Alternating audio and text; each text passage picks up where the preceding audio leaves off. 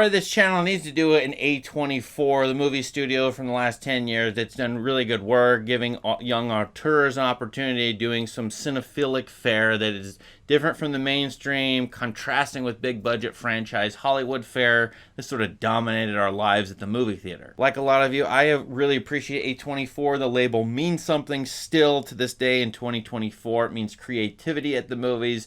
It means thoughtfulness. It means humanistic stories. It means, directors get to try things out that maybe I'm not seeing much of at my local movie theater. This list, it's just my list of favorites. So it's not necessarily like the greatest or most influential. I think anybody's greatest A24 movies are it's sort of undetermined right now. I think what's going to last 20, 50 years down the road, that will be an interesting thing. But I'll take my best stab at that, at least from my perspective. I'm going to run through 25 movies, but I think the first 15 are just going to go by really, really quickly. So let's do them. These are 3.5-star movies I liked. I would rewatch. To 4-star movies, same thing, just a little bit better. Come On by Mike Mills, wonderful Joaquin Phoenix performance. Minari, a great immigrant tale. Immigrants to the United States, very interesting Koreans going to Arkansas, I think in the mid-70s or 80s. Under the Silver Lake, a weirdo Thomas Pynchon-like detective story. Love this movie. Dream Scenario. Okay, I actually like this movie because the guy's named Matthews. Right, Nicolas Cage. And it's a strange Charlie Kaufman kind of thing going on there. Again, A24, the weird stuff. They did pretty well with that kind of thing. I like Priscilla by Sofia Coppola as well, so I'm going to give that a nod here. And now we're at number 20. 20 is The Rover, a underwatched post-apocalyptic movie set in Australia, starring Guy Pearce excellently. This is if Mad Max took a ton of depressants and then decide to be realistic. I mean, that's what The Rover is. I really like number 19, mid-90s. This covers my territory when I grew up. Now, this is not the environment I grew up in, but Southern California, I think, skateboard culture. And this is emblematic of A24. Lost youths in America, commenting on either period-wise, Gen X, millennial types, or Gen Z types indirectly here with a period piece. A lot of these movies will be about lost American youth, almost all of them, in fact. 18 is Locke, starring Tom Hardy, a single-room movie where he's driving in a car. Love this movie. Good Time by the Safdie brothers, their first appearance on this list, starring Robert Pattinson, who did excellent work in A24 movies, including The Rover over there, a movie I didn't like at all, High Life, but he's really, really good in stuff like this. And 8th Grade, there's another coming-of-age story, kind of like mid-90s, really well done. This is set in a modern or last 5 years. I really, really appreciate 8th Grade. Now, if I do a top 15, okay, some of you are going to agree with these. Some of you are going to go, what the heck is that movie? I think only a few times, but at least occasionally I'll have good surprises here. 15, Ex Machina, Alex Garland. I think this movie has a shot to last a long time. Why? Maybe because its depiction of AI and robots, or something to do with cyborgs here. Because it's simpler, maybe it's because about tech culture, which I think will continue on for a while. Big giant tech companies. This will be a relatable movie in this sense. So check this out if you haven't seen it. Oscar Isaac and Domhnall Gleeson in this is great. 14, another lost youth period piece, Lady Bird. Love this movie, and it's like mid-90s and 8th grade. Go watch these movies. They're about having difficulties in middle school or high school. A24 has covered this territory that has been abandoned completely by Hollywood. Hollywood used to make these John Hughes-like movies, Richard Linklater type movies about high schoolers, what it means to be a high schooler and the problems of that relating to real world viewers, and now we don't get anything but things that are fantasies. Well, here you go with Lady Bird. Love this movie. Good job, A24. 13, one of the most underwatched movies of all of these. I strongly recommend it as a Western. Thank you to my guys at There Will Be Duds podcast. They recommended this to me. Lean on Pete, a great boy and his horse, boy and his pet movie. Go watch this, please. 12 is the Safdie brothers, Uncut Gems. I need to rewatch this. Love the score here. Occasionally, in fact, a lot of times I love the score because one way that A24 saves money is by not doing orchestral scores. I don't think at all. I look at all these movies, they do a lot of ambient synth scores that one or two people can do. So I think that's what's going on here.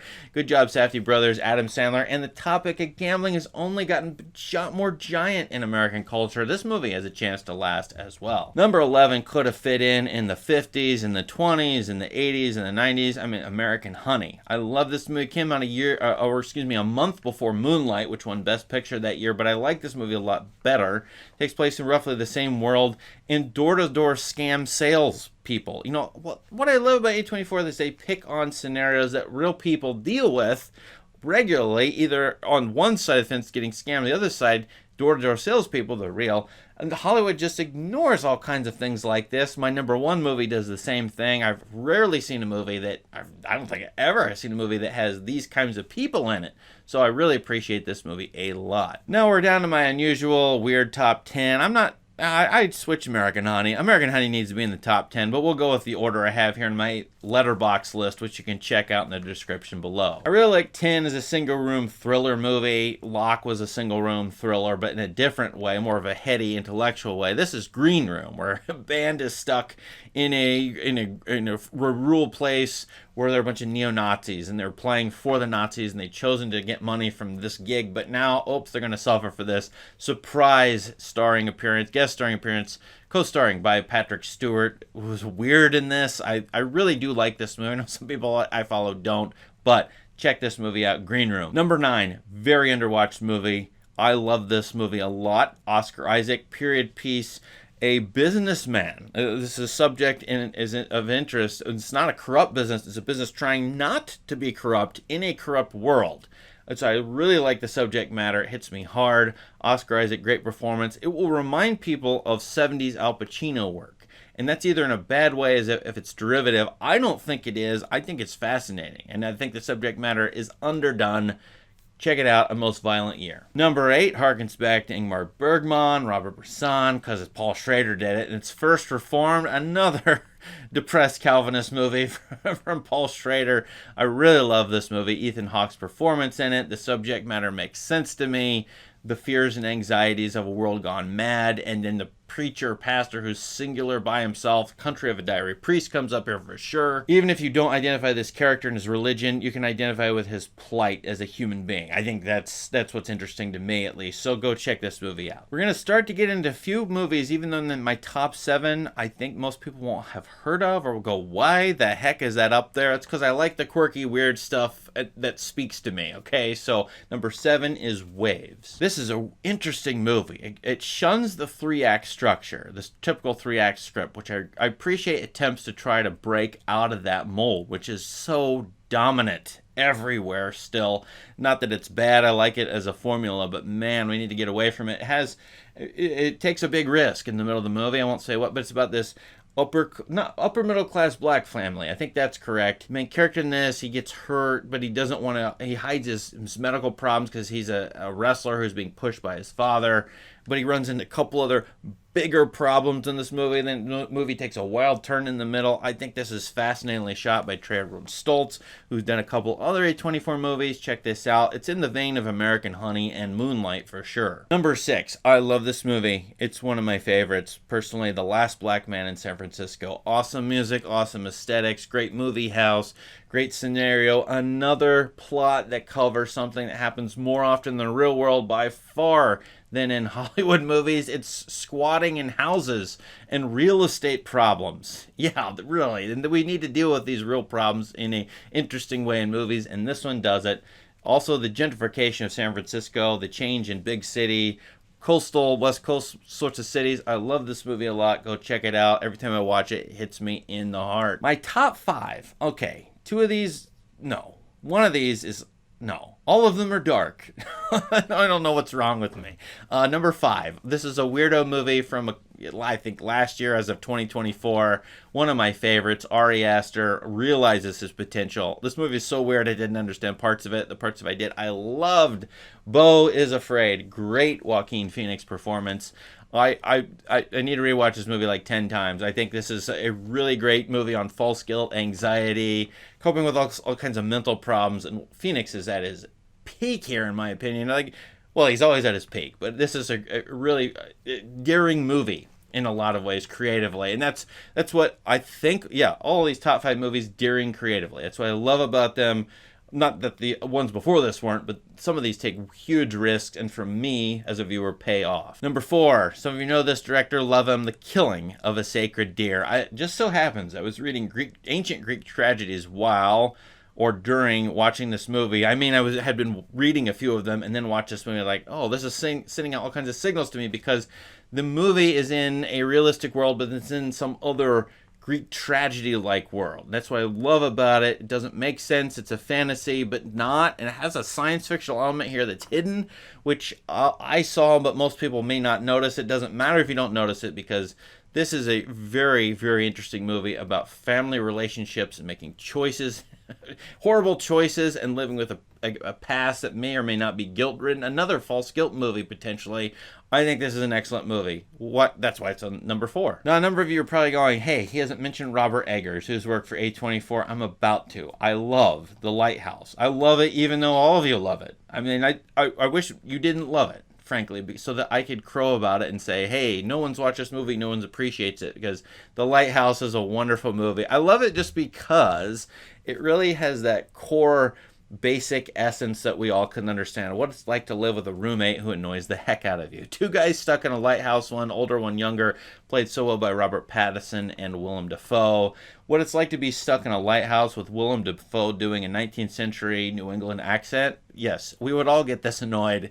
But the movie is about more than that. There's a spiritual, theological, I think aspect of this movie. There's certainly a fantasy aspect.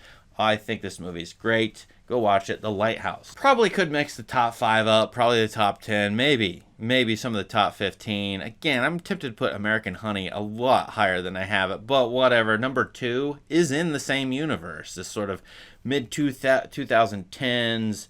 Poor people in America, southern poor people in Florida, maybe. This movie takes place in Florida. It's called The Florida Project. And here we get Willem Dafoe again. I love this movie so much because it creates a movie world out of a long-term motel. I think that's what it is, a place where people stay over long term, but it is a motel. A very poor woman and her only daughter, but what it focuses on, these little kids who run around this motel as if it's a little magic kingdom. They are poor people in Orlando, Florida, who are near the real magic kingdom, the one that makes tons of money, Disney World. And yet they're making up their own magic kingdom, and the movie presents it from their perspective as a wonderland. The movie is hard-hitting because these kids are obviously, in a way, veering toward degeneracy or crime or sorts of things that poverty could create for them. It's disturbing, but it's also wonderful. Oh, this is so well done. It's hard to work with child actors. I think this movie's... and Willem Dafoe is a great performance in this. He grounds it. He's a central ethical character. Just so good to me. I could watch this movie 100 times. Florida Project. Go watch it. Number 1, I hate to put this movie here because then I'd be agreeing with so many people, but this wowed me in the movie theater. And I was wowed like I hadn't been wowed over the last 5 years. Only a couple movies have just hit me so hard. This movie has a scenario in it. I understand.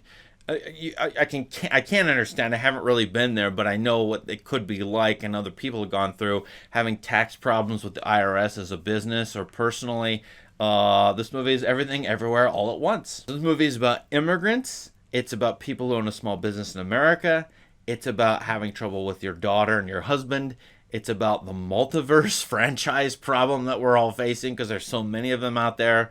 But it's using popular physics, which tells us there's a multiverse and there might be multiple infinite numbers of ourselves in other universes. What does that mean? It means nothing because it has nothing to do with my daily life, and yet it's out there. This movie is so fascinating to me. It's so well done by the Daniels.